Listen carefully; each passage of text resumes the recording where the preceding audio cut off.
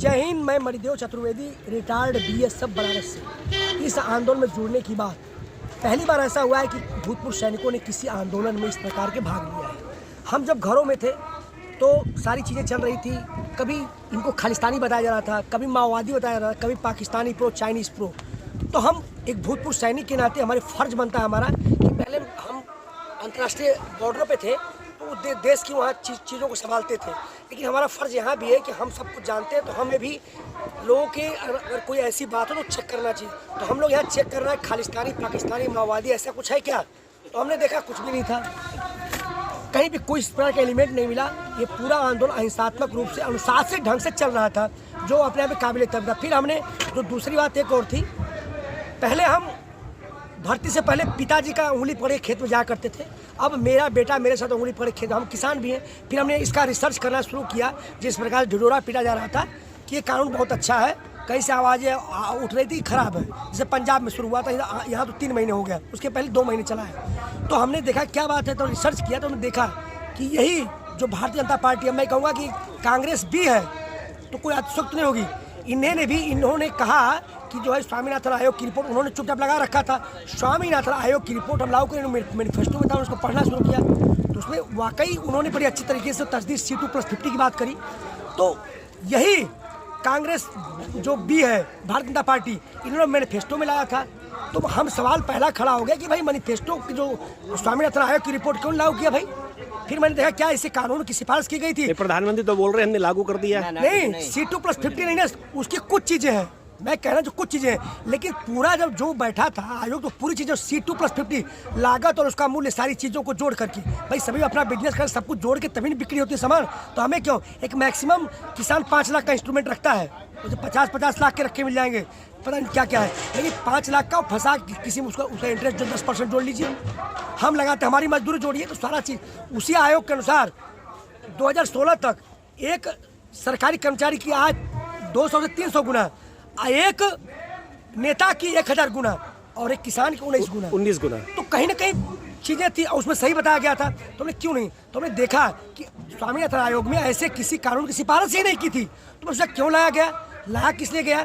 स्वस्थ लोकतंत्र की परंपरा होती है कि संबंधित व्यक्ति विभाग से, लोगों से उससे समस्या के बारे में पूछा जाए, विचार विमर्श किया जाए। मैं सवाल खड़ा करना चाहता हूं कि किसी किसानों से, किसान के नेताओं से, किसी ऐसे बुद्धिजीवियों से, कृषि वैज्ञानिकों से कोई सलाह नहीं ली गई, कोई रिकॉर्ड नहीं है। मैं एक लांछन लगाना चाहूँगा कि मोदी जी जब मन की बात करते हैं तो 23 भाषा में ट्रांसलेट होती है मन की बात। यहाँ पे एक और कहना चाहूँगा कि ये देश मन की बात से नहीं चलता है, लोग की बात सुननी पड़ती है। तो मैं कहता हूँ कि आप 10 भाषा में उसको कर दिए होते ट्रांसलेट, सब लोग जानते, क्या आपने कुछ नहीं किया? आपके तो सांसद हैं मोदी जी, बनारस से हैं वो। जी, मैं उसको कहना चाहूँगा जी, उसके प्रश्न का उत्तर दो। तो उन्होंने, हमने जब देखा ऐसा कुछ नहीं था तो उसमें बहुत सी चीज़ें कमी थी। हम कहेंगे स्वस्थ लोकतंत्र की परंपरा है कि दोनों सदनों में चर्चा हो। अध्यादेश के माध्यम से बिल्कुल लाया गया। मैंने सोचा क्या जरूरत थी, ऐसी क्या जरूरत कोरोना काल टाइम में? निश्चित रूप से मुझे और काला लगा, और जो है कि बिना सदन में चर्चा कराए और प्रश्नकाल अस्त्र के पास, फिर मेरा और शक हुआ काला कानून है ही। फिर उसको मैंने सर्च करना शुरू किया।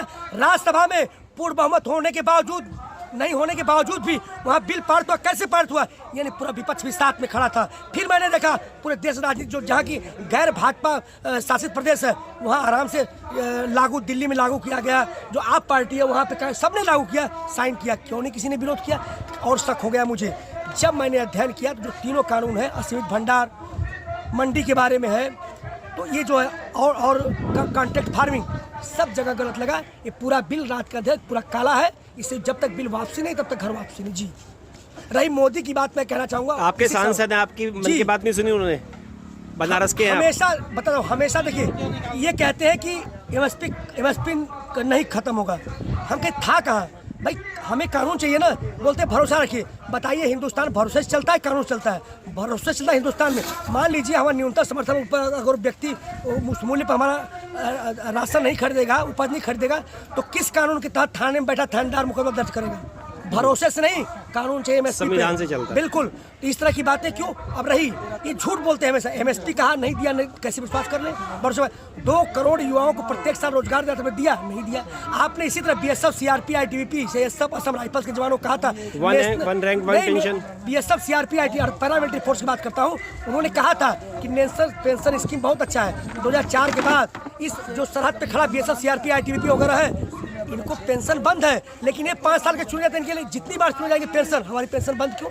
कहा एनपीएस लीजिए, नेशनल पेंशन स्कीम लिया, उसमें 600 रुपये मिलता है। ये भी बात झूठी हुई, बोला बहुत अच्छा ले लो। फिर उन्होंने क्या कहा था कि पुलवामा के जो मृत कार्मिक है, सैनिक है, जवान है, उनको कहा था शहीद, वो शहीद दर्जा देंगे, उनको शहीद दर्जा दिया। उन विधवाओं की पेंशन मिले, सुकमा शहीदों की पेंशन मिले, जो संसद भवन में अटैक से सब के जवान मरे थे, उनको आपने शहीद दर्जा दिया? नहीं दिया।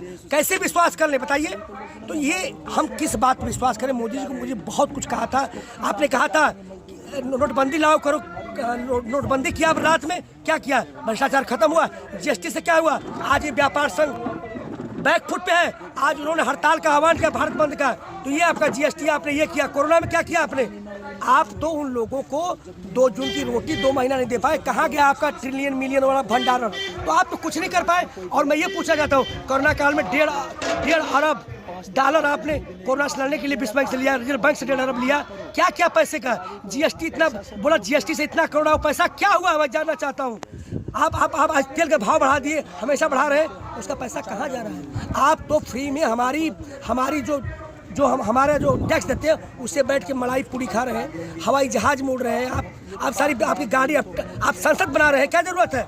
आप विमान खरीद रहे हैं अपने बैठने के लिए। ये लाल बहादुर शास्त्री हरित क्रांति में उन्होंने अपने लान की घास खुदवा के और वहाँ पे गेहूं लगवाया था। ऐसे प्रधानमंत्री आपने क्या